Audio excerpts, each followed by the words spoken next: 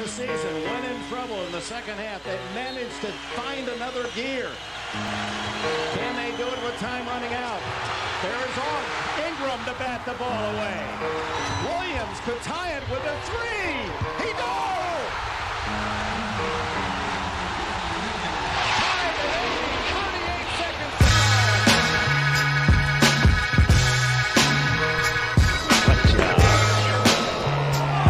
Oh, what are you doing? He threw him out of the ball game. You gotta be paying me. What in the hell are you doing? What are you doing, Warrior? No, listen, stick around the game. You listen to an old veteran like me. I'll show you how to talk on the air, boy.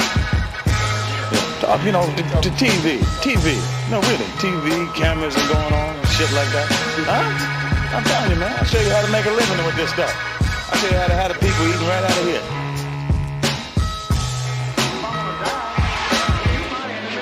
My name is a white people, not Vietcongs or Chinese or Japanese. You my opposer when I want freedom. You my opposer when I want justice. You my opposer when I want equality. You won't even stand up for me in America for my religious beliefs, and you want me to go somewhere and fight, but you won't even stand up for me here at home.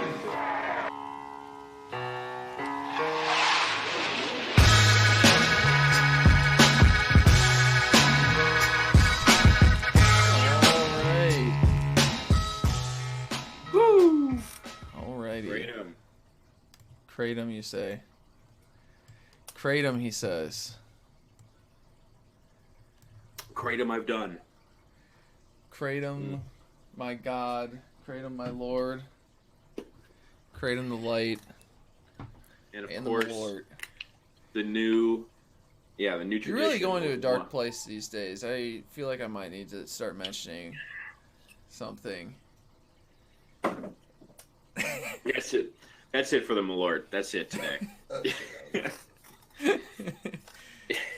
Yeah, we have a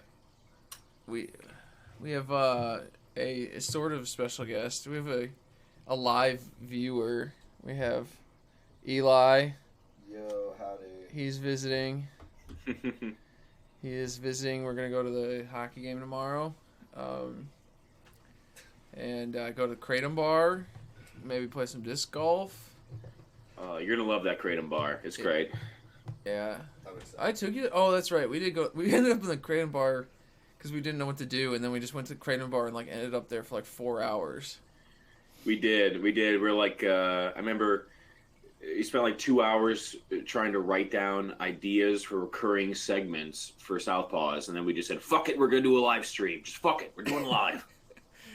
And here we are today. Then we just did more Kratom, and then that other guy, the bartender, tried to help us, come up with ideas, and they were. I mean, I appreciate him trying to take interest in his customers and his guests, but I gotta say they were I don't want to say buffoonish, but not good.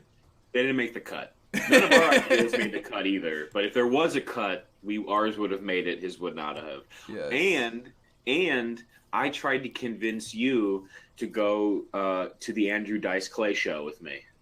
That was later. Oh, you did try to convince me while we were at the Kratom Bar, and I didn't want to go see it. I did. Yeah, no. They were live. Was that his tour with Roseanne Barr or alone? No, it must have been alone. Roseanne would have made the poster. At least billed. At least would have been billed. Well, maybe not these days. Maybe they're trying to Louis C.K. her into polite society, and they're like, oh, and special guest Roseanne out of nowhere. Because the Dice Clay audience, if they knew Roseanne was showing up, they'd be like, I don't know if I could do this. I don't know if morally I can see this show now. But I truly think that that was fate, and we should have gone. And I just think that if we're ever hanging out and Dice Clay is in the city we're in, we have to go. We legally have to go. I mean, it was kind of pricey if I remember correctly. It was $35 a ticket. Yeah. Or something. Yeah. Well, it was I want to say it was 50. It was a little, or there was a 3-drink minimum or 2-drink minimum or something. I distinctly remember you saying, "This is too much money for a gag." Basically, yeah. Like, basically. if we're doing this as a bit, this is too expensive for a bit. Oh man. All right. Well, hold up one sec. I gotta go hit something out in the living room. He's gotta go riff for a second.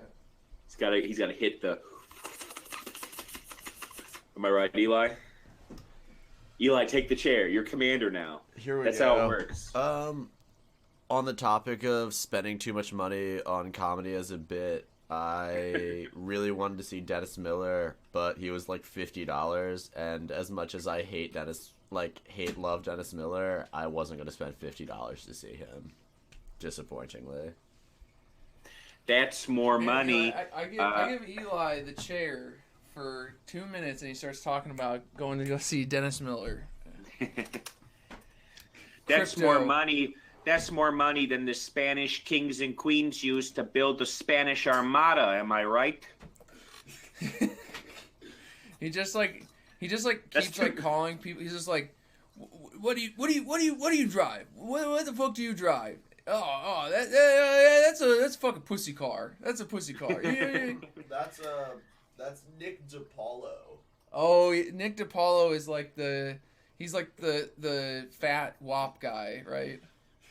He's the guy. Yeah, you can call him a fat wop. Yeah, that's pretty accurate. That's like his whole bit is he's the fat wop. Nick DiPaolo was like in that early 2000s group with like him, Jim Norton, and like Patrice O'Neal, and they all split off. Patrice O'Neal splitting into Dead, and Jim Norton splitting off into being like a respectable comedian, and then DiPaolo just flew off in this other. Like, we don't know what happened to him. We don't know what happened. He was at the comedy store comedy cellar for a long time. Huh. We don't know what went wrong. Yeah, because he's doing Something wrong. doing literally the lowest form of humor, which is like fucking the Donald Trump Jr. book, and vaguely about being forget about it. You fucking triggered by this? Yeah, he had always been kind of a curmudgeon Guido, but it's something happened. Something we need to find out what happened to make him this way. Well, the WAP brain is very is that what it is? It's well, I mean, they have a tendency towards it all goes back to the papacy. It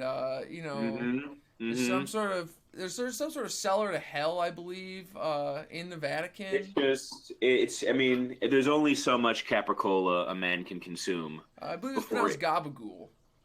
Is that right? Yeah. There's only so much Jardinelle. What's that? Something Papanel? Pappardelle the pasta? Pappardelle? Okay, no, there's a meat. I'm thinking about meat. Mortadella, like bologna? Mortadella. Yeah. Mortadella. The mortadella, the mozzarella. As the Philadelphian, I can represent with Italian meat knowledge. Baffangool. Is mortadella bologna? Yeah, it's basically just bologna. Damn. Very good bologna. Yeah. Oh. It's bologna.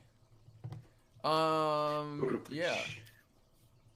Well, we had an exciting week in sports or something, I think.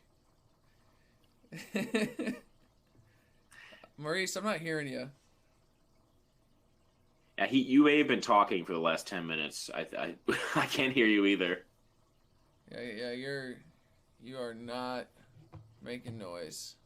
Did you unmute yourself? It said you were talking. How about now?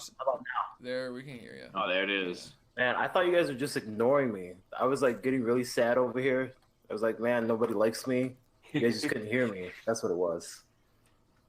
Yeah, I was honestly wondering 5 minutes ago why you weren't talking, and I was like, I guess I got to keep going to make the conversation flow. I gotta do more DiPaolo stuff. I was legitimately getting sad. I've had 5 points that just nobody responded to. I thought they were good, and you guys are just nope. On my birthday, cool. I finally don't have to be lectured by you. That's my gift. No, man, this is 5 years running now. It'll Yeah. never stop. Would you like to do all 5 of your points in a row, rapid fire? Dude, I have no idea what the fuck they were. Although, you know what? There is, I know one thing. One thing I would say is that there's a CBD kratom shop that opened up like down the street from me, and so Hell yeah. I'm gonna definitely like hit that shit up and finally get into kratom because I've been wanting to do it for a long time. You guys never share yours with me for whatever reason, so I'm excited. I'm excited for that I believe shit. at the wedding we did hand you a bag of kratom. We You did. said, I don't know how to fucking do that. I can't do this right now. What? When? I was willing to hand you something. You were not willing to hand me something. I'll leave it at that. I'll leave it at that. I was willing to, but this guy over here, the guy of the night, did not want to indulge with us, and it was my Dude, gift I was to just him. having a nightmare that I was gonna die of drugs on my wedding night and become like some sort of fucking like ABC7 fucking piece on like Oh, a man. autoplay video of like the new tiger at the zoo is like playing like underneath like local man dead off of bad drugs his friend handed him at his wedding. Cocktail of 15 different drugs on his own wedding. You know, I test all my shit. It was good stuff. Yeah, man. Well, I just had fear, or my heart would just explode, or That- something. I don't know. that's reasonable. I don't know if we've told you this story. Maybe we have, but like we made a plan beforehand. We were like, it's gonna be we're gonna 9 p.m. is the go time. Comes 9 p.m. we're gonna do it, and so it's like 9, 10, 9:15. Oh yeah. And I find Maurice, and I'm like, all right, it's time to go. And he's like, we gotta get Adam. We gotta do it. And like look for you for like 10 minutes. And I just remember in like a drug haze, look at him going, it's not gonna happen. He's gone. He's done, dude. Wait. No, the funniest part though, in hindsight, at the time it was heartbreaking. But Adam, you know how Nate gets when like he really wants something, but he can't get it for whatever reason, and he makes you feel bad. You know, like he was giving me those puppy dog eyes, you know, and like he's just like Nate's a big dude, so like when he's like feeling down, it's like, oh man, like you're like a big teddy bear. Like I felt awful. I genuinely felt He awful. starts like but I was- trying to like rationalize like with you like about how you're actually like really like deeply flawed and Yeah. But and then it was just then it and turns to anger. Then he usually kind of gets kind of angry with you and then says I that did- you never give him what he wants. I did definitely think he was upset with me for a long time. No, Problem was that couple hours at most. the problem was that because I didn't have a lot of money. Okay, so this, that was my gift to Adam, and I was like hell bent on giving that gift to Adam, and I didn't get to give it to him, and I was really sad about that myself. We were just all very sad that night. Well, it'll They be were. okay. We can do drugs some other day. Drugs? What are you talking about? Yeah, we were talking about candy. Yeah, those were all my points, guys. Tapped out. Yeah, so it was a big week of online. Did you guys also see? We didn't bring it up, but I just kind of it's in my entertainment or whatever trends. And did you see that those like former Bachelor contestants like got busted like rigging fucking DraftKings like a DraftKings contest for like $1 million? Hell yeah. They bought like 60% of the entries or something like using a bunch of fake accounts. Wait, this is bachelors, so like multiple bachelors? Bachelor or Bachelorette, but it's like it's a couple from the show. Fuck yeah. Not I didn't see that. I'm glad I know that. They were meant to be together. But This is how. but I thought that was really funny because Sex J was pretty obsessed with it because he's a big Sex man. Yeah. he's a big daily fantasy guy. So he They was cut he was, off- he was like getting like legitimately pissed about it, which I thought was really fucking funny. They cut all of those parts out of the Bachelor show where like Natalie can't get any time with Josh and she's sad, and then like the other you can't get any time because the other girl is like in with Josh, and they're like do that thing where they like pipe in noise to make you think they're having sex, but really Josh is just like, so what are we gonna parlay? What are we parlaying? What are we gonna do? What about lightning? We can do lightning bets. Or they're just sitting there. Fucking lightning this they're shit. just sitting there, fucking signing up for fucking DraftKings accounts. So they finally hit the payoff. What's up? So I got one question. So y'all know how, like, I don't know, I end up having to use ESPN for fantasy shit all the time, and they advertise to me the Bachelor fantasy shit. Oh, Is yeah. there a daily fantasy version of the Bachelor fantasy? Like, is that a thing that you can do? I don't think it's there. There's no daily, but I know that Bachelor fantasy is incredibly popular with sports writers. Like, it's like a big thing. It's like a big inside joke that they all do it. Yeah, because I've seen it a ton. Yeah, it's like a big insider thing that they all do with each other, I guess. It's like they all watch The Bachelor and play Bachelor fantasy. Bachelor I don't really fantasy? know how that works, but Like they bet on who's gonna leave. what's up? Like they I don't know. bet on, I don't like- know how you get points. So I don't know if it's like some sort of pick 'em, like, but yeah, I just know like all sports, like a bunch of sports writers all play it. So I knew what I would find, but I Googled it anyway. I Googled 538 Fantasy Bachelor. And there's a lot of stuff on that. Oh my God. What we learned from analyzing all 33 seasons. Seriously? There are 33 seasons, The Bachelor? Probably Bachelor and Bachelorette, Right. probably. Oh, And there's yeah. like Paradise Island and shit. Is that part of the Bachelor universe? The BCU? The BEU, Bachelor Extended Universe? I'm looking at this article and it's like, what's Charlie's Carmelo ranking? What's Oh my God. what's Andy's war? No, it's not. They actually say that. It doesn't actually say that. That'd be good. That would be good, he says. It would be bad. It would symbolize a dark rot at the center of American culture.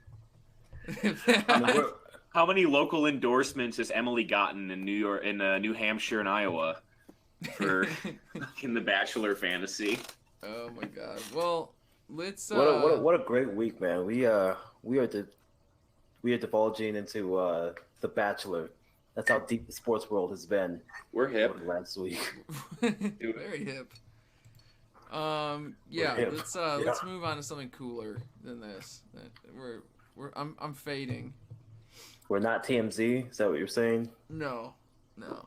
But every time we switch topics, it goes boom, like the TMZ thing. And then you get the TMZ soundboard with that little boom. Next topic. We just need a soundboard in general. We need We to do. get that back. I do agree. Yeah. What was we had the whammy? Was that the one that we did? The wah wah whammy. We only had it for that one show, right? Yeah, when we were all fucking wasted. Pretty sure I had to take a nap after that. I think you did, but all right. Well, we have some online athlete, an online athlete segment, which is pretty. This was pretty cool. I guess if you follow, this is Justin Jackson. I guess if you had been following him, you kind of. I guess this wasn't like out of the blue, but he fucking like just dunked the hell out of Neera Tanden, which is like very, very online. Here, I'll scroll through the tweets here. We have he says WikiLeaks. Oh, because they blocked her. Here, I gotta go to the Neera Tanden one so we can. Oh yeah, she was saying some bullshit about, criticizing Dems is just playing into Trump's hands. It's just putty. So, here we go. I got to load. He says, WikiLeaks exposed you for wanting to take Libyan oil as payback for overthrowing the government. Fuck yeah. And then essentially, so you know who likes you, Neera? Trump, because you helped get him elected. And then he posts the receipts. And then he says, also note who is fighting back against this, F. Shakir, which is Faiz Shakir, Bernie's campaign manager, who is in this email. He posted the WikiLeaks email where Neera Tanden goes,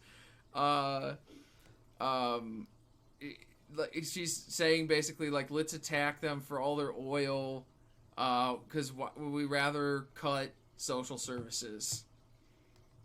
Because, quote, we live in deficit politics, and that's what's happening and will be happening even more. That's all Justin? Well, It's that's all a him. WikiLeaks. That was in WikiLeaks. Okay. Yeah. Okay. Oh, he's been retweeting But stuff too. he retweeted this as like a 360 before the dunk. Like, post a receipt on Nira. Also, did you see that Nira Tandon blocked him? So yeah, and so then if we cut to here, if we cut to here, today he posts that Nira Tandon blocked him after she apologized for it, or she made an apology, then blocked his ass. Then he decides to throw it on a little bit more and says, Nira's been in politics for decades but can't handle a little criticism on Twitter. LOL, wonder why the campaign she was advising on suffered historic loss. Got her ass. Fucking fatality. She's done. Somebody stop the damn match. He did also like hype up Tulsi Gabbard in one of his tweets. Did you guys see that? We all make mistakes. We all make mistakes. This is supposed to be a Focus celebration. on the good. Why you always gotta be like this? I'm sorry, man. I gotta get the truth out there. You know, I want people to have a good he did perspective. go to Northwestern, so he's not like the coolest dude on earth. Okay, let's. What's wrong with Northwestern? Well, it's inferior. It's the inferior school, Big Ten school of Illinois. That's very true. That's very true. ILL. I did not get the memo. I should have worn my Illinois hoodie. I wish I'd known. We can pause. We can pause the stream and if you want to go change. Also, I don't. Maybe now is different because she voted like present on the impeachment, which kind of is a shitty thing to do. But like, I don't really blame anybody if they go through like a very minor Tulsi Gabbard phase, as long as they come back home, Bernie. As long as they eventually come home. I do. Well, wait, was he cheering on? Was the tweet cheering on how she was pissing off the DNC and specifically Nira Tandon? Like Nira Tandon was going on like an unhinged rant about her being a Russian agent. I don't know. Let me see. Like she was kind of like Tulsi was kind of like a Jamel Hill in this situation where she kind of has like she said politics. He said, "LOL, how about just no military action? You literally went to war. Why didn't you come back and advocate against it like Tulsi Gabbard? Be a real hero. Stand up to the mic." Okay, that's not great, but anyways. I just But we don't need. I'm not going to tear Black Man down. It's supposed to be a celebration that yes. there is an online left football player right now. Yes. No. Listen. Like I said, I don't like tearing Black men down. I'm not gonna continue that, especially not with 3 white men on the stream today. That's not gonna happen. So I apologize. POC. Eli, he is Jewish. Jewish is POC. We all know that. I saw Uncut Gems. There's black Jews. So by extension, I don't know what to say to that. I genuinely have no words. Good thing there's only one viewer right now. Have you read a separate piece, Maurice? Read a separate piece. I made a gaffe before the show started. So anytime you guys bring up this topic, I'm just going to not talk until I read more. So that I can educate myself and not offend oppressed and marginalized communities and peoples. So I'm just we're just gonna see Maurice on that new anti-Semitism watch. It was Elion and then Maurice as anti-Semite of the year. Please stop. My semester hasn't even started yet. Like my year's not got going. That's your like notes. You know how every time someone fucks up, they post a little like apology typed out on notes and iPad. Your apology for anti-Semitism is, man, my semester hasn't even started yet. I can't. I can't be thinking. I can't be accused of such things. I agree. Listen, I'm not gonna go into it. It's not not gonna do it. Eli, Justin? I'm not. No, it's fine because I don't want to apologize on there either because the people didn't get to see the gaff. So there's no apology. There's no. I'm just zipping my lips. I'm done. Anyways, I'm muting my mic now. Now we're getting down in the weeds here. Let's go back to celebrating. Let's go to celebration here. So then today Justin started dunking on Pete Buttigieg, calling him a moderate Republican. He says, "Thank you for not waiting till after winning a nomination or taking power to show us your true beliefs." Pete Buttigieg. After Pete Buttigieg is apparently going on about Venezuela again. So. Yeah, because they blocked Guaido from taking a seat in Parliament, which is like totally fucked up. It's like whenever somebody tries to like forcibly have a coup in your country, like you definitely have to still allow them to be seated in Parliament. That's like what you have. That's the rules. Those are the rules, and you have to do it. Yes, it's very democratic. It is. There's norms.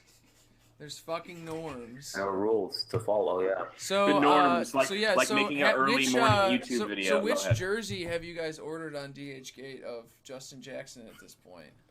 Well, the first tweet I saw was the Tulsi Gabbard, so none of them. But if I did, I would go with the powdered blue. Yes, I'm definitely getting a powdered blue. It is sexy. I must. I mean, there's no choice but to wear to represent this man wearing the finest bootlegged NFL merchandise in the world. Yeah, that powder blue is the best for sure. That's nice. I would love for one of you, not me, but one of you, to be wearing the powdered blue jersey and doing the Poot Buttigieg dance. The Poot Buttigieg. The Poopageg. Yeah. Whatever his name is. Wait, no, we don't have to do it now. I'm not. My brain can't. Oh man. I just threaten you with it. I'll do it. Oof. I will do this with my hands. I will do this. The worst part is the claps, because the claps always echo in the videos. Like they always sound so like jarring over the music, and then they just do that fucking shake thing, and it's just like. By then, you can tell that they're either sucked in or they're being shot out, like the thing in Men in Black when they or is that the second Men in Black when they flush them out of the fucking headquarters with the toilet thing? Yeah. That's like you've either jettisoned your soul out of your body like Men in Black, or you just. Or like, just get me the fuck out of here. Just joyful, embracing Pete.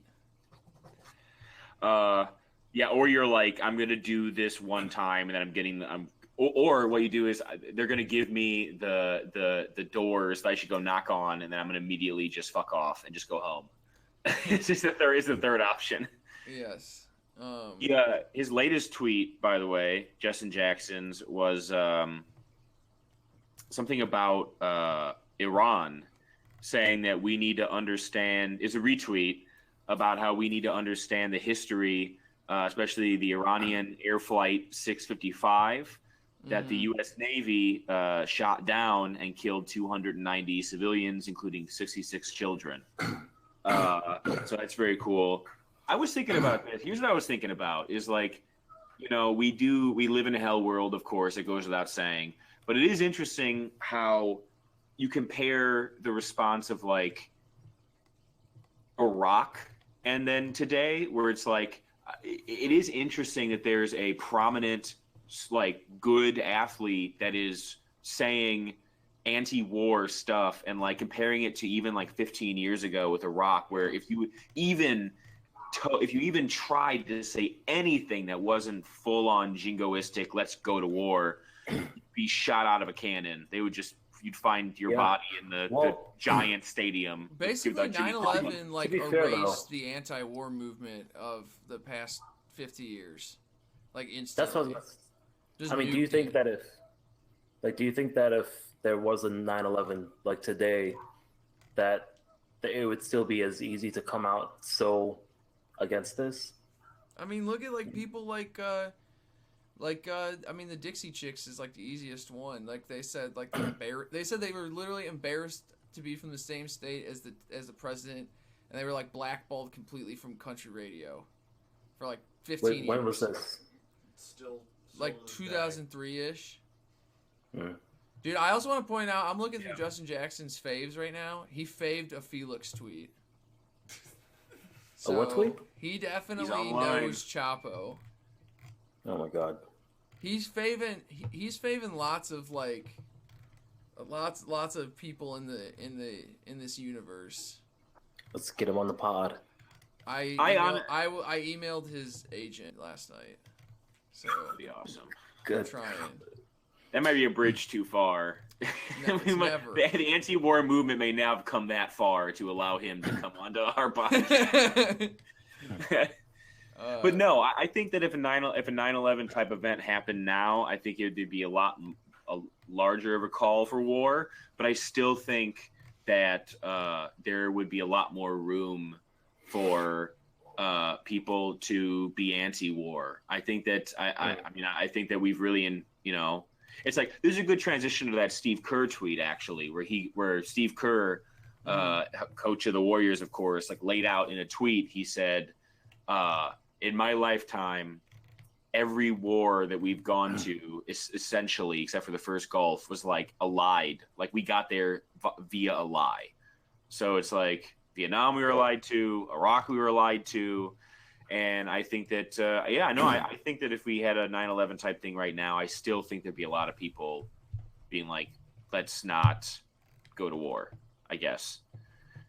Also because the Iranian government's just not going to do that because they're not fucking morons like we are. Like, we have one of the stupidest governments in the world. Like, no government would do that. So. Wait, no government would do what? Here, What Trump did. I'm throwing up a Hail Mary right here. He's clearly online right now because he's faving tweets that are new. I'm gonna post the link like I always do halfway through the show to the live, and I'm gonna say we're talking about Justin Jackson. I'm gonna tag him in it, and then we'll see what happens. And if we this is very important. If we get him on and he jumps on, you cannot fucking grill him about the Tulsi Gabbard stuff. You have to let it go. Dude. Nah, man. I'd be so happy to have another nigga on this podcast. Like, it would be all good words. All That's good. That's good. Brother, you know what's it? It would be dope.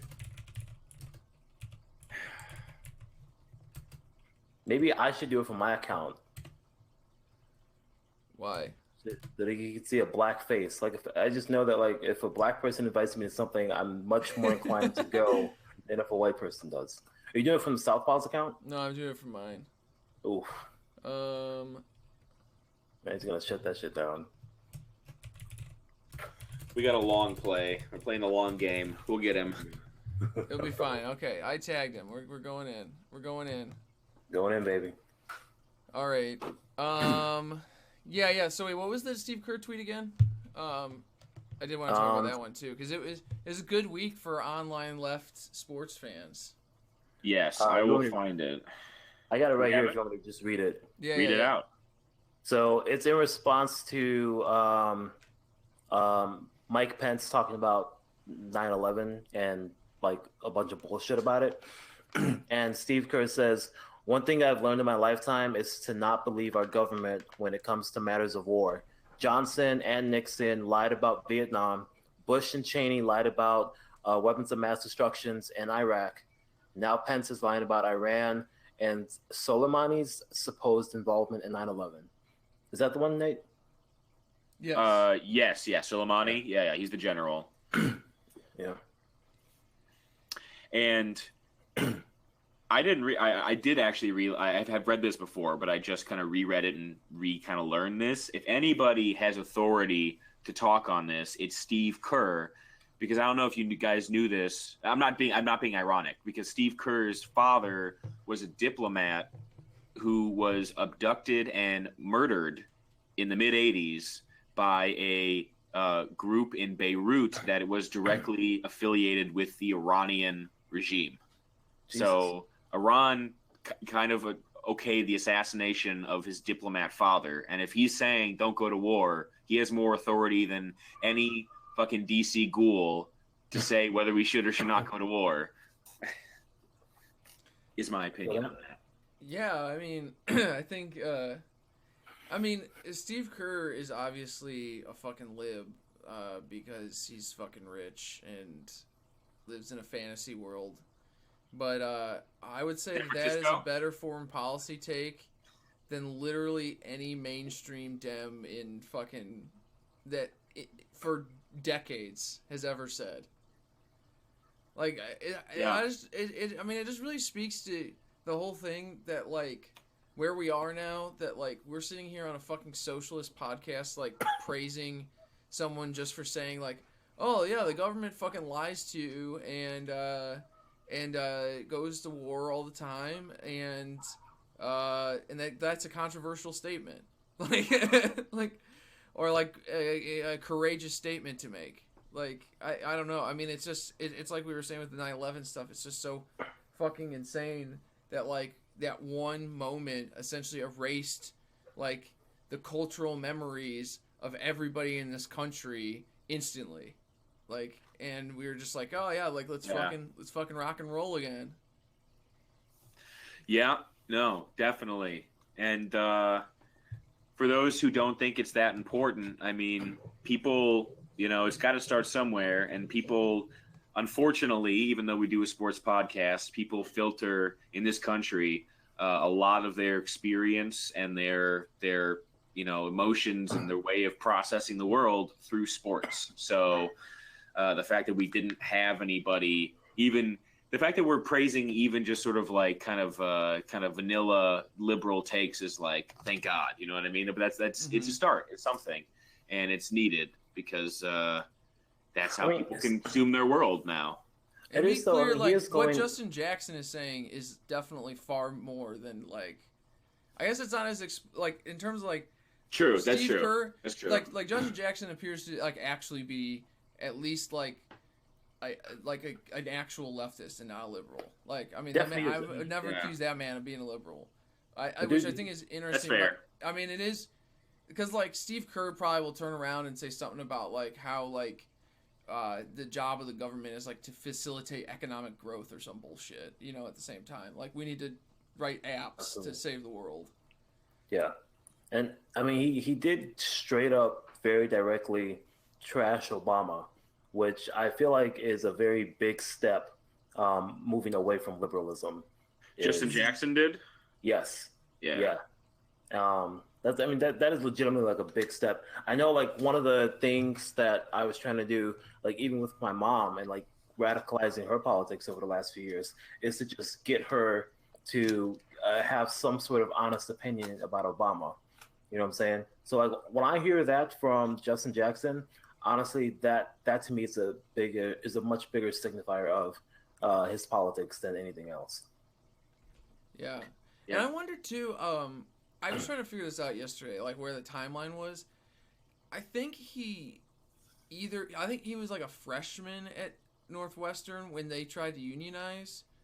So I'm wondering, I think he was there when they tried to do that. So I mean, that also just kind of speaks to, like, the kind of power that there can be in like organizing people's understanding around, like, issues of, like, economic class in this country. I mean, obviously, you know, Martin Luther King saw things the same exact way, and that's what got him fucking killed, was that he began to voice that idea. So, I mean, and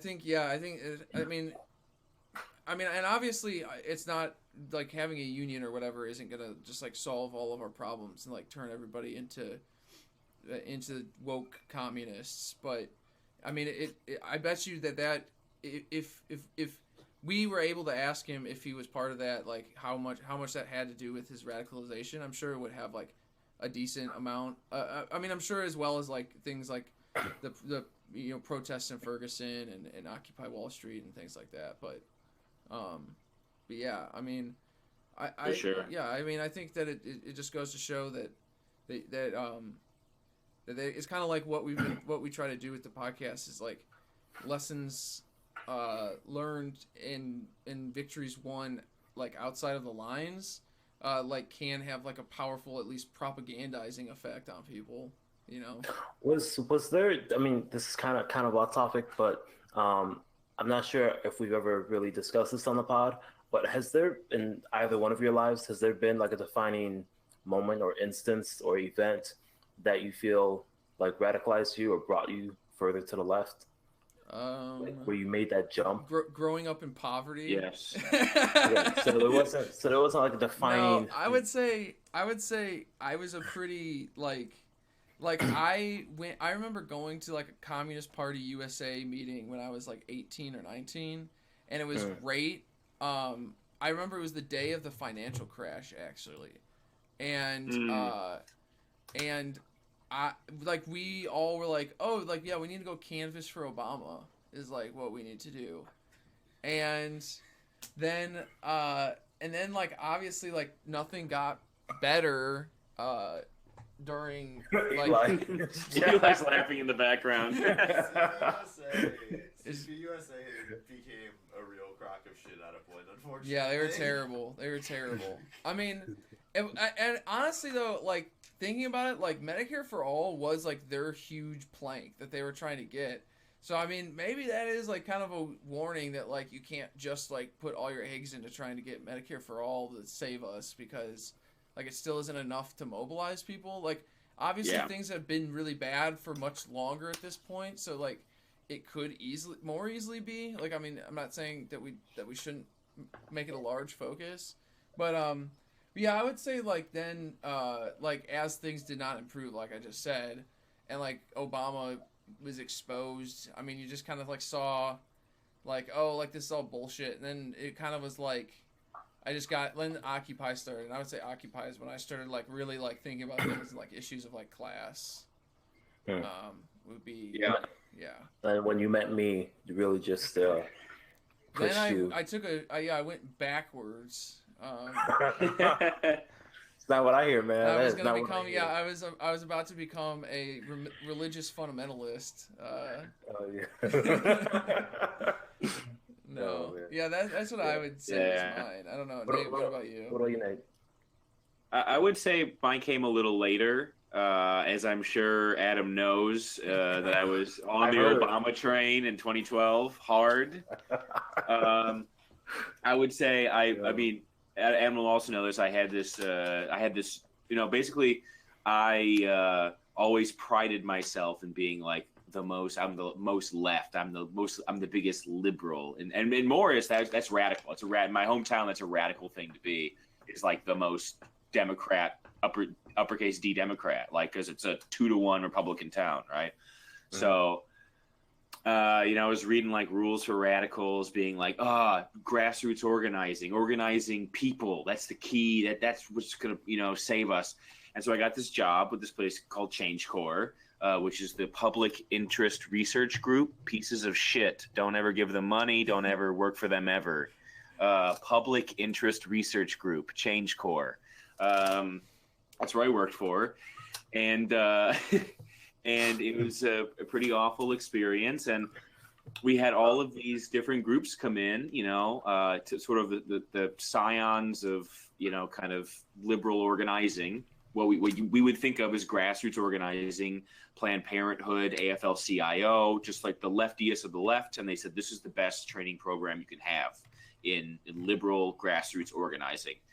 And then I actually got into the field and started doing it. And it was lacking in so many different ways. It was just 40 hours a week of standing at public libraries to sign people up to mailing lists so that we could turn them out to a rally or ask them for money, and grow mailing lists for organizations. and I did that for like 40 to 60 hours a week in the busy period, and it really sucked ass, and I kept wondering what. There's just this giant gaping emptiness at the heart of that kind of organizing, where it's like, what is being accomplished here? What are we doing? I'm not doing what I thought I'd be doing, which is like forging any sort of meaningful connection with any working class person.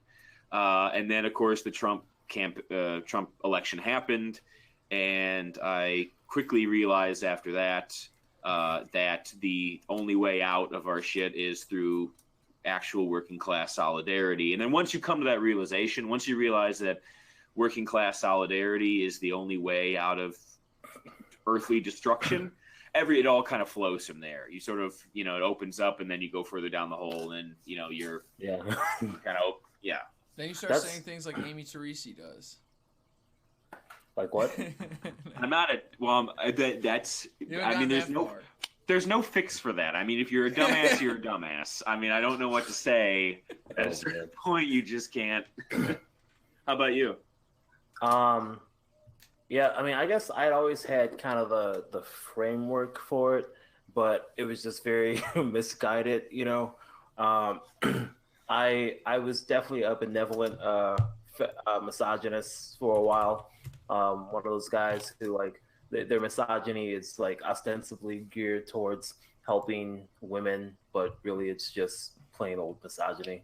I think the radicalization process started like between years 18 and 20.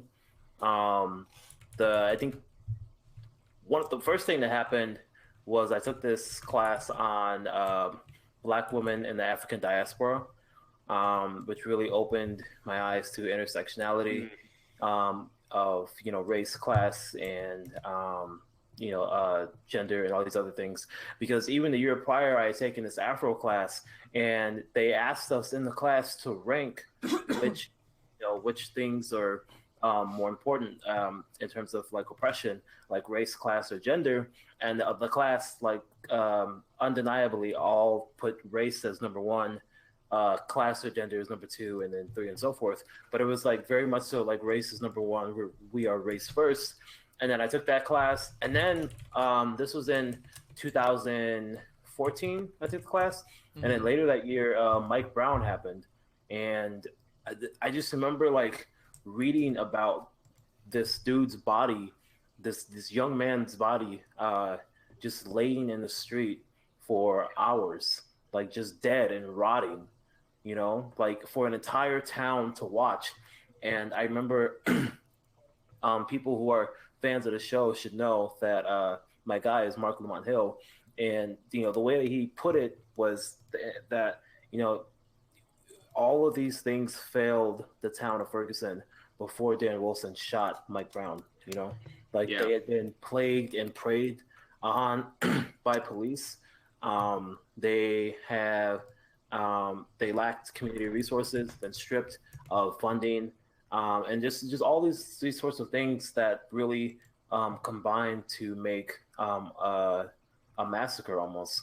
And I don't know, that the Mike Brown thing was really the thing that really pushed me to the left in terms of like just understanding all of these oppressions. But nice. Yeah.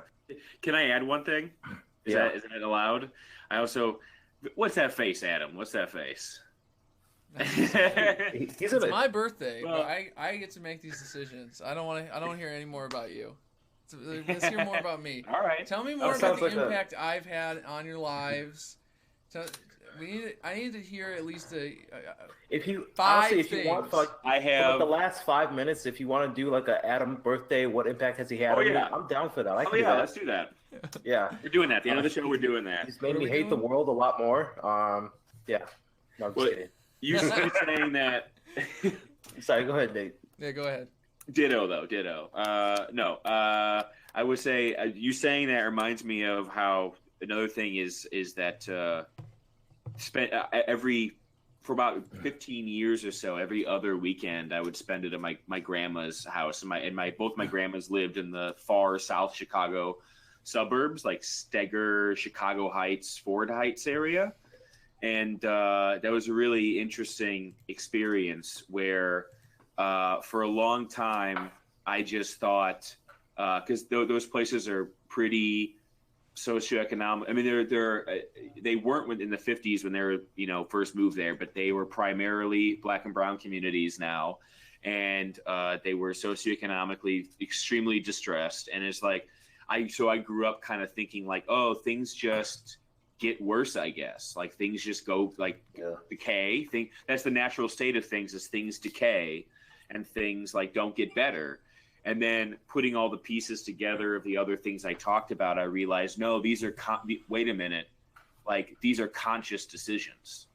These are decisions being made by people far more powerful and above me that trickle down to, to a level where this place is decaying, and it's decaying because of austerity, and it's decaying because once a town is majority Black and brown, we don't give a shit about it anymore. And realizing this wasn't the natural state of things, and these were conscious decisions that were made over years and decades, that was very impactful as well. Yeah. I didn't just want to say the class element. I wanted to everything. I know we got to move on. But this will kind of bring us back to sports, or kind of connect us to sports. Because the last piece of the Mike Brown kind of thing, like speaking of predominantly Black and brown neighborhoods, that really resonated with me, and I kind of used as like a crux for my personal mission statement for the show, is the fact that and I've talked about it before, but like the literal the body of Mike Brown contributed to his death. Like the size of him as a Black man contributed to him dying. And it's often something that we see, like the defense for Darren Wilson is often something that we see in sports too, of like calling athletes like monsters, or he's a beast, or all these other things. And you can debate on like whether those words are okay or not, but like there is some correlation here, because Mike Brown, like when Darren Wilson was like defending himself and talking to the jury or the judge or whomever the fuck it was, like one of the defenses that he used was, Mike Brown was this massive human being charging at me, and I was scared for my life. So now the jury is asked, well, what would a reasonable person do when someone who looks like Mike Brown is charging at you, And so like in a white jury's mind, they're gonna acquit a guy like Darren Wilson because of how they view large Black bodies. You know what I mean? Sure.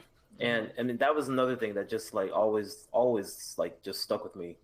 I'm starting to understand why you took so much pleasure in Myles Garrett smashing the head of that Steelers fuck up.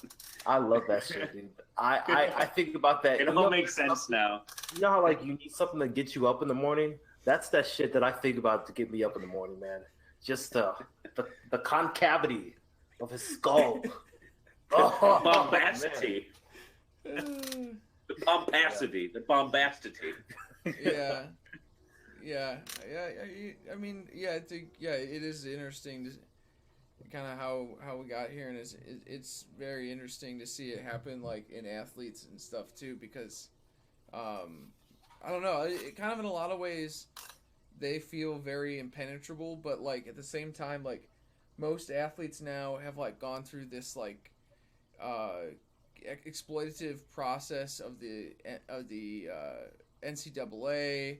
Yeah. They enter the league, that has like just a completely disposable mindset about them. Like, I mean, it's really cool to see. Like, we're starting to get another generation of like athletic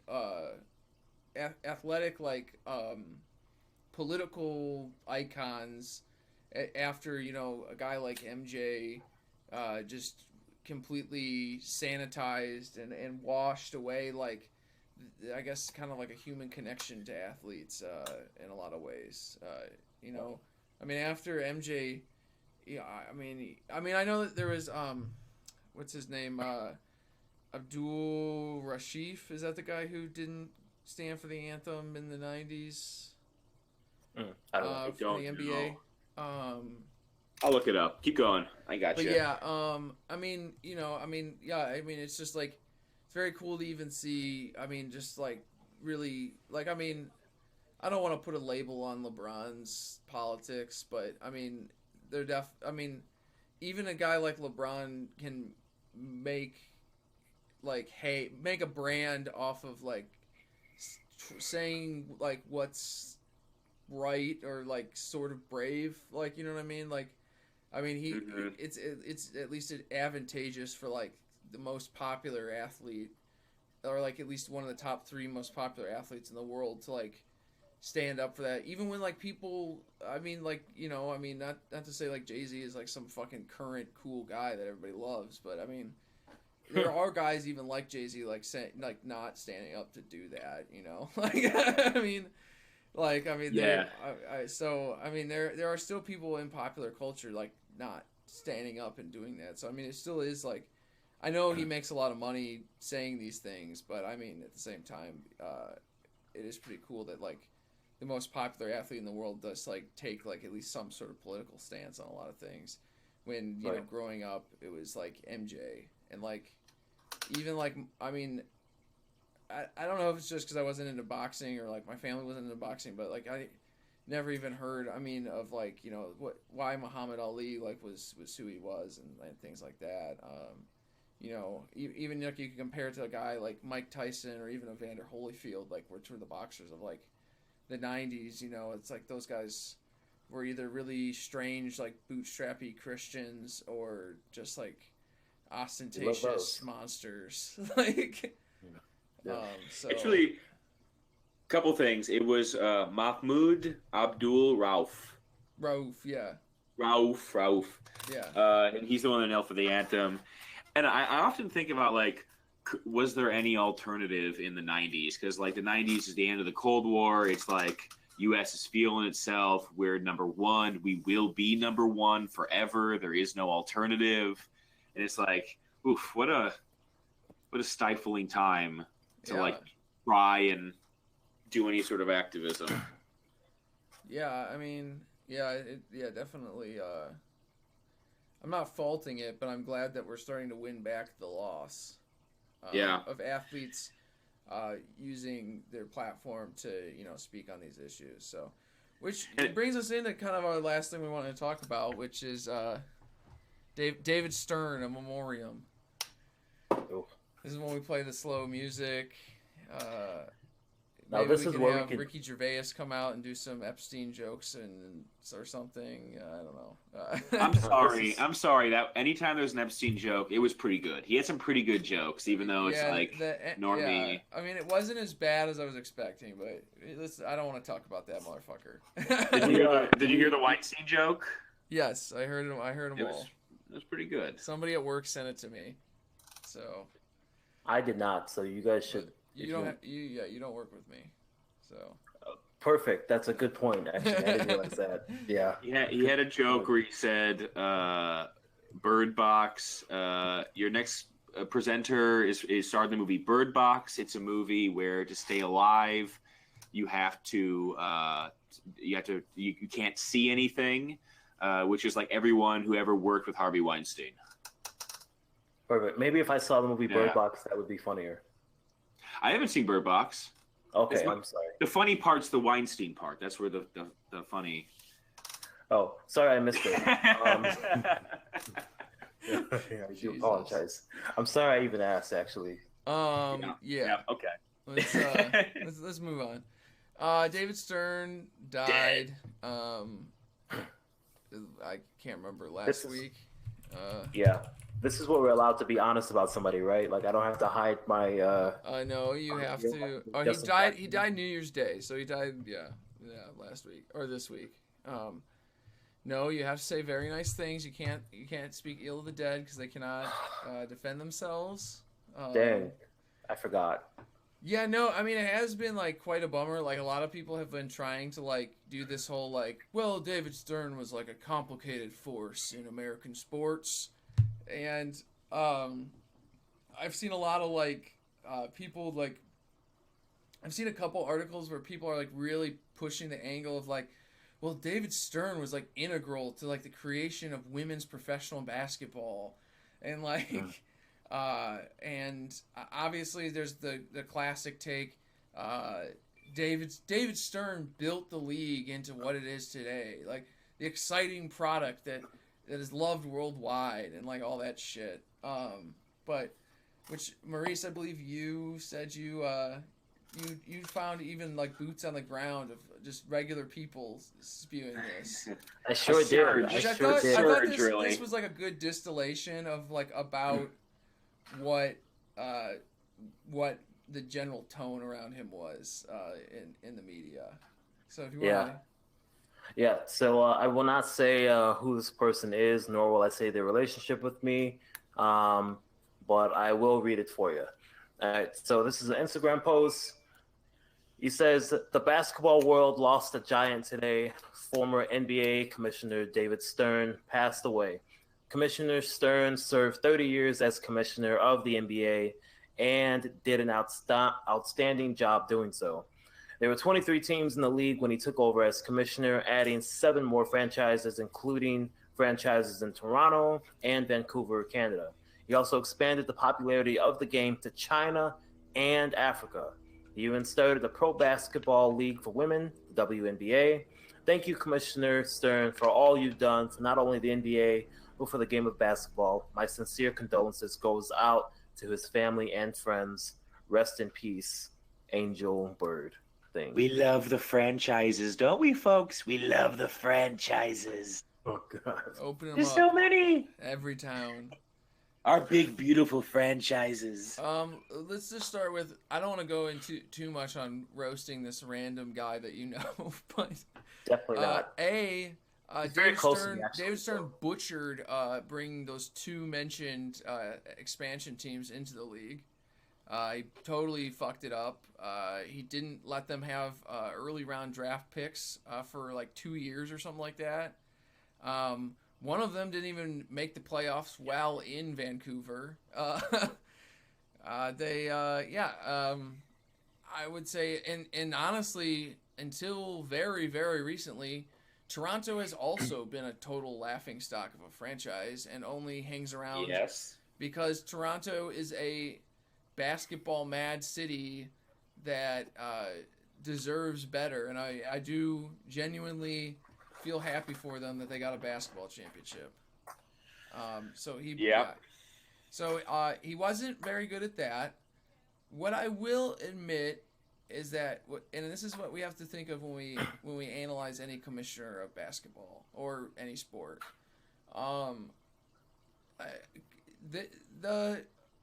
The commissioner is the CEO. Like, he is hired by the owners to make them money. To make them as much money as they can possibly get. He doesn't do anything. He doesn't do anything for us except for make sure that the product is something we would like to continue buying or pay more or buy more of something new. So to like try and like think, and I mean, I don't know. I mean, I don't want to say David Stern like didn't enjoy basketball, because I think he did. Nobody would have done that job as long as he did if he didn't like genuinely enjoy it. But like the thing is basketball doesn't need owners and it doesn't need fucking David Stern. It would probably be fucking better if it was run by the players and the coaches. A coach is the highest level of hierarchy any professional sports league needs. Like maybe a general manager. Yeah. But yeah, I mean, yeah, so to say that like fucking David Stern fell ass backwards into MJ and Nike marketing MJ globally after the Cold War, I mean, it's just like I don't know. And then to act like he did anything, he actively tried to make the product worse in probably one of the most exciting eras of basketball. Or of professional basketball in the United States, which was like the early 2000s, late 2000s, when, you know, there were legitimate, there were very exciting players. There was legitimate like multiple teams that could make that were serious contenders. great personalities. International players were coming into the league at like an increased rate, and like Stern just like totally, stood in the way of that. So you can't really say he really did very much for the game when he lucked into fucking Bird and Magic and the explosion of cable television. Like, and it's like 2 points on that is the things that they'll credit him for are 2 things. One, he expanded the game domestically. There's so many more teams. And it's like, well, have you compared it to expansion of NFL or NHL or MLB? They all added teams. Like the 90s and the 80s were periods of growth, like with or without him. They were periods of growth. That's what it was. It wasn't him. It would have happened with or without him. The other thing is the NBA is now an international game. It's like that's this kind of thing. Is we're worldwide, yeah. But it's like, I've said this I think before the pod started, but it's like there's a correlation between the ending of the Cold War and basically the West forcibly opening up many new markets to Western goods, and like the NBA becoming a global game. It's like these were all every single thing. That's the crowning achievement of David Stern's tenure, were larger forces that would have happened with or without him, in my opinion. Almost everything. There are individual things like him. You can point to him standing up for Magic Johnson when Magic Johnson came out and said that he was HIV positive, and David Stern stood up for him. And that's an admirable individual act that he did, and that's great. You should non-ironically say that's good. But again, all the crowning achievements, if you really look at it from far out, they were gonna happen. Maybe it's more popular international than it would have been without because they had him. But all these trends were gonna happen. He was just along for the ride, baby. He was along for the ride. Yeah. I guess he's better than like a guy like Rob Manfred or who's the fucking NFL commissioner right now? Goodell. Yeah, Goodell, or even probably Gary Bettman. Like, But Goodell wouldn't be. Goodell is not David Stern's contemporary. It's the guy before that. Who's the guy? It's Tagliabue. And then when Tagliabue died, I think he's dead. No, he didn't die. He just retired. When he retired, he got the Stern treatment. He got the revolutionize the game. Yeah. And it's like, it turns out anybody running a major sports league in the 80s and 90s looks like a genius. I wonder why they all look like that. Yeah. Like, you know what I mean? Yeah. Like, that's true. It's like in every part of the humanities, we've ditched the great man theory, but somehow in sports, we still fucking like think the great man theory is real. It's like, it's not. Yeah, that's a good point. That's a good point. I will say I didn't want to share my favorite David Stern moment, which I'm sure everybody knows what it's going to be. It's the classic Jim Rome bit. Maybe we can even call this a little taste for March Madness with Brian, because we are doing Jim Rome. I have been entering the jungle pretty frequently these days. I'm a clone. I am a clone. But here we go. Here you need Daddy Jim Rome to tell you what's up. I'm gonna play it. New Orleans won the draft lottery, which of course produced the usual round of speculation that maybe the lottery was fixed. I know that you appreciate a good conspiracy theory as much as the next guy. Was the fix in for the lottery? How does he know that? What has David Stern ever done? I have 2 answers for that. I'll give you the easy one. No, and a statement. Shame on you for asking. I understand why you would say that to me, and I wanted to preface it by saying it respectfully. I think it's my job to ask because I think people wonder. No, it's ridiculous, but that's okay. I know that you think it's ridiculous, but I don't think the question is ridiculous because I know people think that. I'm not saying that I do, but I think it's my job to ask you that. Have you stopped beating your wife yet? Yeah, I don't know if that's fair. Why is that? Because I think that there are, and I know you read your emails, and I'm sure you follow things virally and on Twitter. People really do think it, whether it's fair or not. Well, they think it because people. You don't think the question's fair to ask? Very classic. Very good bit. I don't think that's fair. I think that's gonna be my new thing whenever I get called out on some bullshit. I don't think that's fair. That's not fair to say. I don't think that's fair. Man, that's an ad hominem right there. Yeah. Yeah. I have to say, I listened to that for the first time last week, and I was like on my way driving. I was on my way to work driving, and like once I heard it, like I almost hit the car in front of me because it was just like such a shock to my ears to hear him say that and then hear Jim Rome's response. Like I didn't know how to react. What's so funny is he says it really quietly at first, and like I think he just like was like, I'm gonna fucking say it, I'm gonna go for it. And then like then he like the second time he says it, he goes even bolder and like just like launches it at him. I mean, it is very funny. I mean, I will say in general, it seemed like people liked him where he worked with, and I mean, but I'm just never gonna really forgive him for being the guy who fucking basically told AI to like pull his pants up. So, I mean. Like he really fed into racist sentiments when the league was kind of like, it seemed like there was a brief period in about the 2000s, early 2000s, when the NBA legitimately was about to make like a run at being like the top league in the U.S.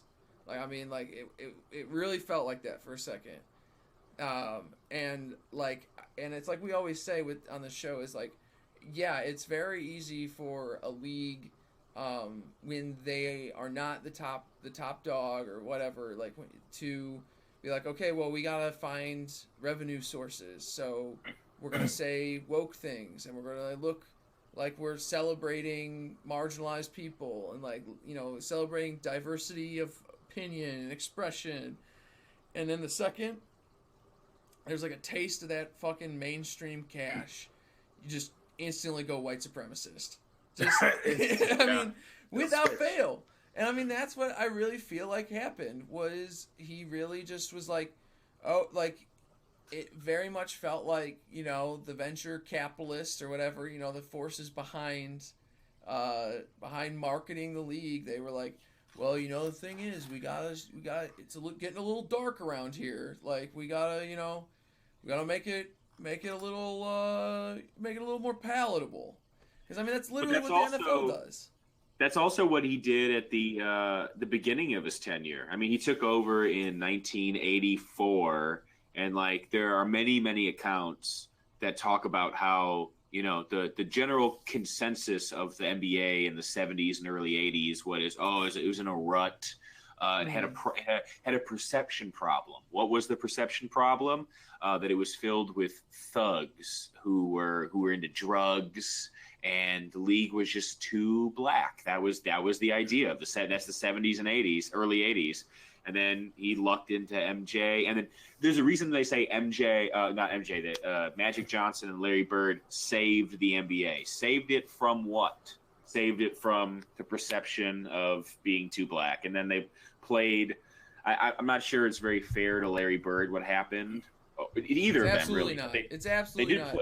They Larry played Bird the never white asked to be a black fucking thing. great white hope, and he never played it up, and he never did anything to earn it. Don't be. No. Just because you read that one interview, he admitted that the black is the superior athlete. He said it. The man said it. Yeah. And then he fell into. Yeah, fell into MJ, and MJ, like, I don't think that MJ has ever, like, out loud said, like, I'm not black, I'm MJ, but, like, yeah, he definitely thinks that. He thinks that, for sure.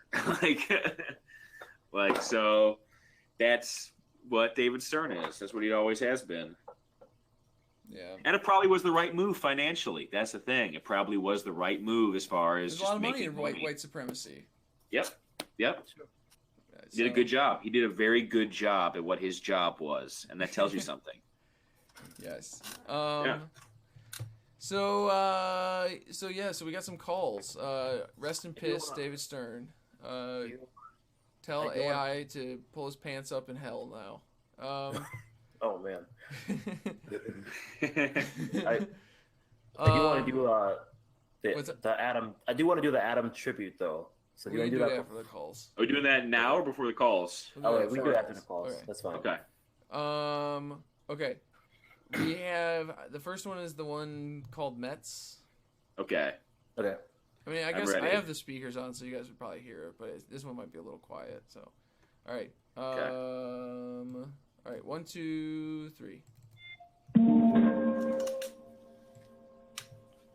The Mets are going to lose all 162 games this next season. Freestoid signing off. Okay, so Wonderful. the Mets, we have a prediction that the Mets are going to lose every single game of the baseball season. Why? I'm confused why they're saying that. I don't know. Pete Alonso, did you see somebody? I want to say it was that it's the Mets SB blog. Which one is Chop on? That's the Braves. You're talking about the one that said Pete Alonso was going to have an 8 WAR. It says he's gonna have 8 WAR, but he's gonna like literally have like 6 walks. It was like they posted like it's clear that they just like kind of like made up numbers and didn't really think about like what that actually meant. And Right, they were like, oh, he's gonna have like a batting average of 320, 330 and like an OPS of like 336. And Yeah. like, so like that, so if you like average that out, it would be like it was like 4 or 5 walks. And also the OPS plus didn't add up correctly. Yeah. Plus the 8 WAR thing, like there's just no way that's happening with those Yeah. numbers. Especially with the numbers that they also posted. They're like, I think somebody in a DM I was in like kind of like did a rough like guess at like what it would be. And he would have to have like 3 WAR from playing defense at like first base, which is just literally impossible. Yeah. So That's cute.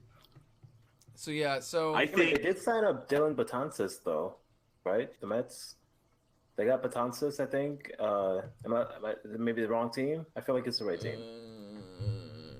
Dylan Betances.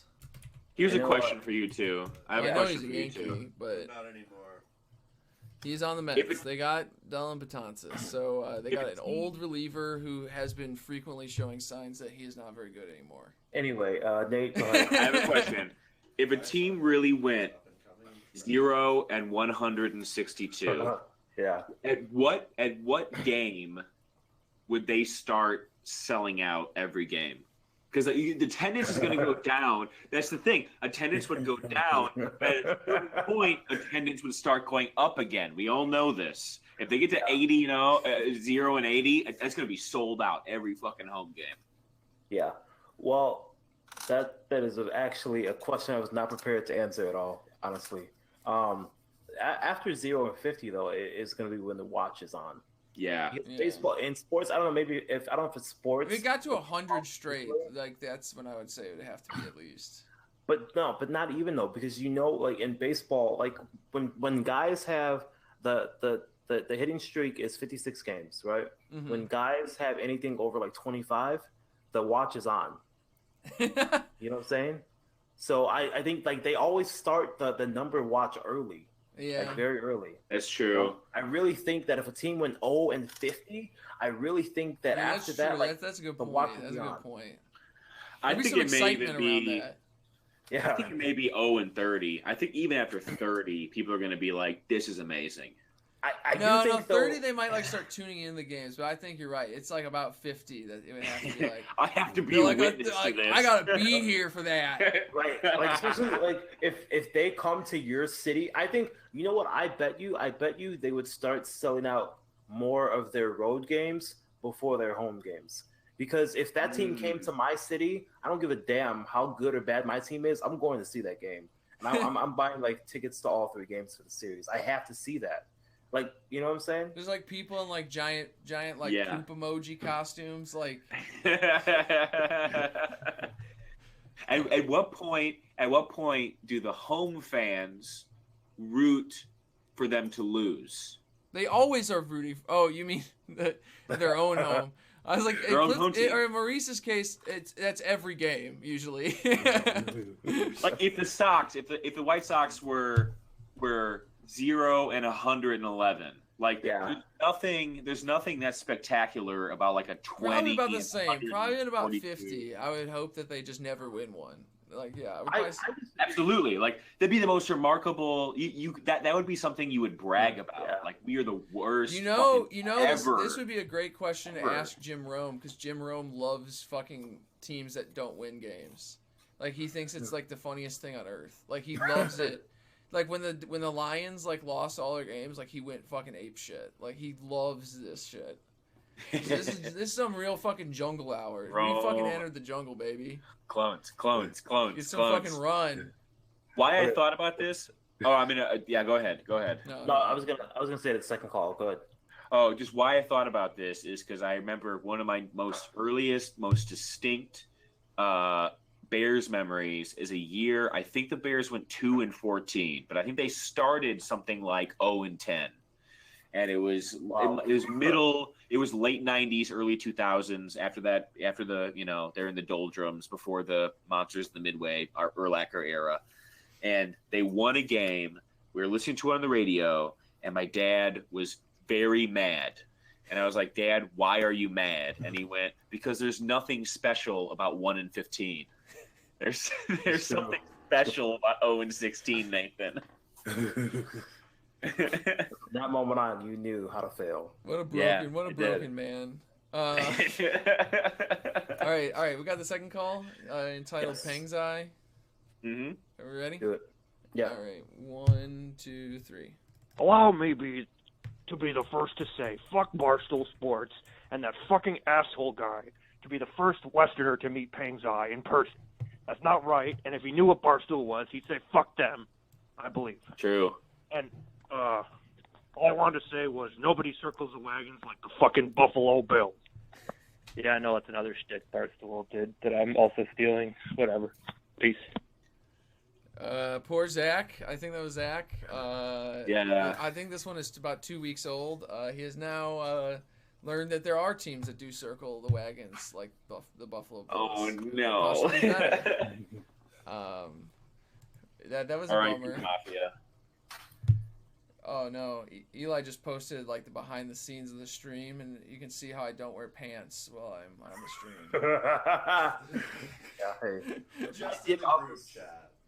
I'm retweeting. That's in the Southpaws OnlyFans. I definitely almost did it in my underwear today, but I was like, you never know when I got to stand up and. I do most of my phone screens for jobs without pants, just because I think it's funny. Like awesome. Or like when I have to do like a Skype interview. Like I mean, obviously if I'm just on the phone, I don't care. It's not as funny. But like when I'll have like a fucking like dress shirt on and no pants. I've done that. Underwear or no underwear? No, I wear underwear. That's just disrespect. That seems like kind of like a pervert thing if you're not wearing underwear. Well, that's just your thing. You just don't wear underwear. Like, you know. What'd you say? Nothing. You can go on. It's fine. If I get hired here, I will never wear underwear. I promise you this. I promise this small startup. It is a pervert thing. It is a pervert thing. Oh, you speaking. There's nothing wrong with being a pervert. That's what I say. It's my stance. Ooh. 2020, let's get perverted. Ooh, I am backing out. What do you mean? You're like the horniest guy on the show. You make me out to be this way because you want to live vicariously through me. All right, it's not true. Maurice has sex for exactly 12 minutes in the missionary position. And always ask kindly before he ejaculates, because he's not perverted at all. No, I am a virgin. I disclosed this on Twitter a few days ago. I am a virgin. I do not have sex. Never have had sex. I don't have interest. Is your mom watching the stream again? No, my mom knows all about my cunnilingus activity. Dude, I went up to this is very off topic. I'm very sorry, but I went up to my mom's job to bring her food for lunch one time, and she had like one of her very attractive young teacher aides in the sitting next to her, and I gave her the food, and I had like drinking out of her horchata, and I gave it to my mom. She's like, "No, I don't want that because I know what you be doing out here in these streets." And I like looked at the girl. I'm just like, "I'm so sorry that you had to hear that. It's not true. I'm not that kind of person." But yeah, no, my mom knows all about it. and if you want to know what kind of person I am, I'm free Tuesday, 8 p.m. Would you? Wednesday is what I told her, actually. Oh, nice. Oh Yeah. man, this stream has been this episode has been all over the place. It really has We're been. feeling out the format in the new year. Yeah.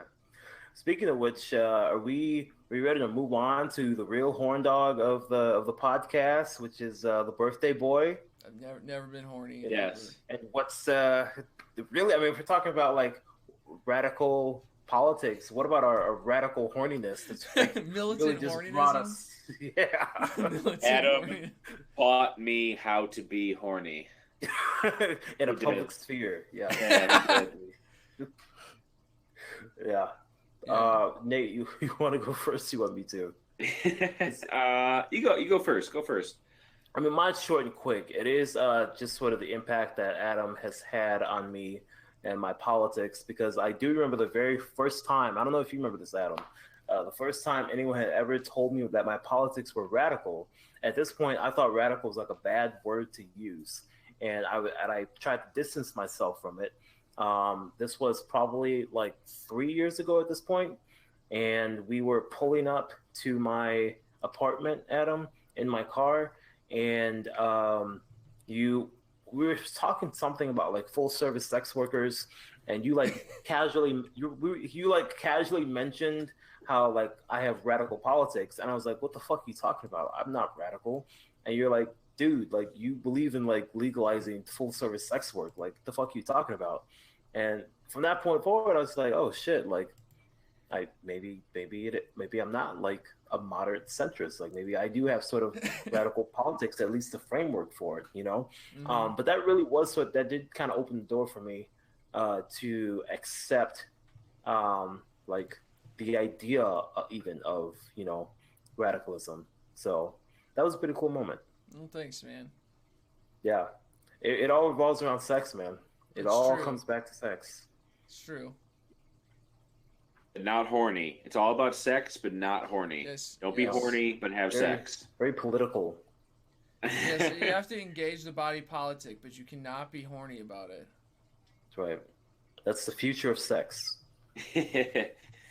Adam and friend of the show Zolf are probably the two largest. I was, when I was talking about going leftward, I was left curious, as it were, and then as my left curiousness opened up, Adam and Zolf kind of stepped into the void and said, "Hey, check out this shit," and then it was game over from there.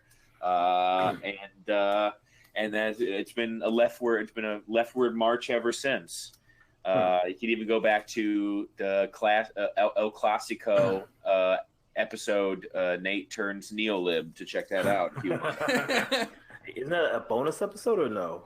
That's a bonus episode. It's it a was the one where I year and a drank- half ago. It was the episode where I drank a bottle of Dewar's over the stream, and we accidentally recorded like 3 hours of content. So I cut Yeah. out part of it as a bonus. And Yeah. that's also the one where I said that all marketers should do us a favor and kill themselves. If I remember correctly. True. I did agree with that. It's a I agree with policy that I only meant is a parody podcast. This is purely it's purely entertainment. This is purely entertainment. Oh god. It's a joke, folks. It's a joke. And Adam has been a terrific friend for coming on half a decade now. One of my dearest friends. I love him dearly. And I'm a better person for having known him. And far less horny. He's taught me how not to be horny. Yes, that's right. That's I very want that true. in the record. He's the reason I'm still a virgin, actually, because he taught me how to continue on this life path. Well, I appreciate it, Nathan. I'm glad to have two friends on my birthday. 3 friends. We have Eli, who as I turned 31, and I mean, the older I'm getting, the more I'm seeing that and the more that I'm entering the regular world, I guess, is you really do see that a lot of people don't really have a lot of friends where they can learn things from and say things that the others disagree with, and then they're all better for it. And I'm not talking about having a Republican friend. Not at all. I'm not talking about having a friend that is racist and you just don't say anything when they use the N-word in a joke. Or things like that. I mean, especially as we have, I think I've also mentioned this a few times, but as the world, as we live in this kind of neoliberal digital nomad transience of life, it's hard to maintain roots, and it's always nice to have friends who are willing to make a little bit of effort to keep the roots at least across the internet. So it's great. I definitely feel very blessed on this birthday to be part of a community of people, like you guys and my friends and people listening, that interact with us, and it's fucking great, and let's keep on fucking winning. I believe, Gabe Fernandez messaged me on New Year's to say we're all gonna keep fucking winning, and I think he's right. So we can't be stopped. The fucking fascist freaks, they're not gonna be able to stop this shit. They can't even comprehend Don Hughes tweets. So we have better memes than them. We have better takes than them. We have more fun than them. So game over. Yeah. Game over. Too bad. Bye bye. We're starting to get the athletes people like. Nobody gives a shit about the Bosas. Nobody likes Tom Brady. Everyone, in fact, hates the Patriots, which is the MAGA team. So when the Eagles beat them, they were the woke team, and that was good, and everybody celebrated, even though we all hate Philly. Though that's kind of its charm. Yes. I like hating Philly because it's it feels right to hate Philly, but I don't mean it, but it's fun to hate it. Someone has to play the heel. So true. Eli, I feel like you want everyone to hate you, don't you? Philly, yeah. I mean, there's definitely a whole it's fun being hated. It's fun having everybody kind of, yeah. I mean, it's super fun to be hated, honestly. It's always more fun to be the heel than the babyface. That's what everyone says. Absolutely. That's true. Look at Chris Jericho. That's right. He's having a blast. Living his life. Getting to act fucking insane. All right, well, that is all we have for this week. I'm going to take a nap, so I am geared up for a full day of excitement at the Kratom Bar and hockey, maybe some disc golf. Yeah. So we have anything? We have coming up. We have this month. We have a special stream with Tony from Minion Death Cult the night of the NHL All-Star Skills Competition. It'll be very fun. He's a very funny guy. He is a miserable Sharks fan, if I remember right. So he will. It's always fun to talk to someone going through a miserable season after having a pretty good run like they did. So,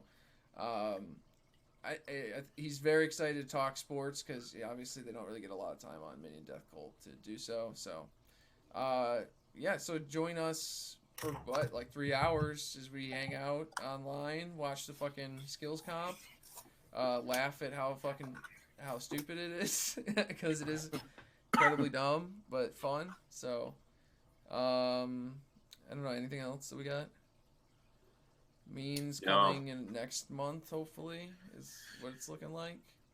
Follow us all. It sounds like sounds like from their posting, maybe they could use a few donations. So if you have a few dollars to spare, maybe throw it to them so they can make sure that they have a little bit of runway to fly off of. So yeah. Yeah, other than that. Oh, I'm not gonna I'm just gonna tease at what this is, but another friend of the show in publishing and writing, we are working on something kind of in that realm. Me and him, I'm doing the tech end. He's organizing some things. Just teasing. We haven't really. We're just at the feeling out stage. So keep looking for that. It's going to be very cool. I'm very excited to hopefully maybe launch a little something tangential and work with somebody who I know is great and knows how to work in that space. So yeah, I think we got a lot. The fucking 2020 is going to be just full. It's happening. Of fucking dick kicks to the fascists. And fucking cool dances for us. Everybody, let's do it together. Cool. Let's do it together. Ooh, I'm losing Nate's. Okay. Oh, losing Nate. I can't see him. I can't see Nate at all. I'll see you guys next week. Love you. Bye-bye. Bye-bye.